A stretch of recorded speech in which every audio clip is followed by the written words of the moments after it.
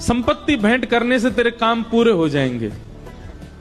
ठाकुर जी की आज्ञा मान करके वो राजा कुम्भनदास जी के यहां गया और उस समय कुम्भनदास जी की गोद में ठाकुर जी बैठे थे, खेल रहे थे कुम्भनदास जी के संग।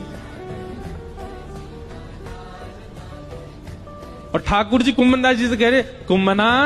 कुम्भनदास जी बोले, हाँ जय जय बोलो। अरे सुनता हूं मैं तो एक बात करनी है। हाँ जय जय बोलो, कहा बात करनी है? इतना बस कहा ही था, इतने में ही वो राजा कुम्भनदास जी कुटिया में आ गया और उस राजा के आते ही ठाकुर जी अंतर ध्यान हो गए।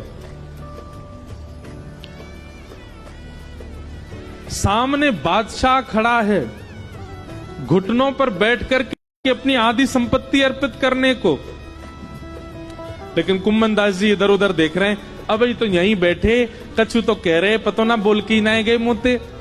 अब ये तो यहीं बैठे, कछु तो कह रहे, बोल के ही ना गए।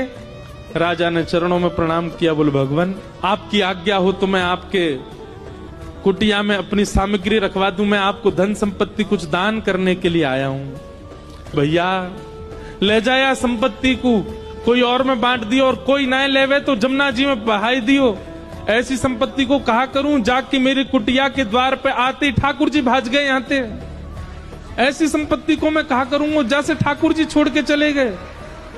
घर के लोग चिल्ला रहे हैं, अरे कुम्भनदास जी कुछ तो ले लो, आपकी कुंवारी भतीजी है, उसका ब्याह करना है, घर की थोड़ी मरम्मत करवा देंगे। रात में वर्षा हो जाती है तो रात भर सो नहीं पाते हैं, हमारे घर में जल भर जाता है, अरे कुछ तो ले लो, कोई देने आया है।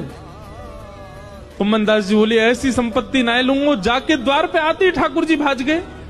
ले जा भैया, तेरे आगे हाथ जोड़ूं, अगर तू बहुत देर बैठो रहेगो तो मैं प्राण त्याग दूंगा, या को अभी लेके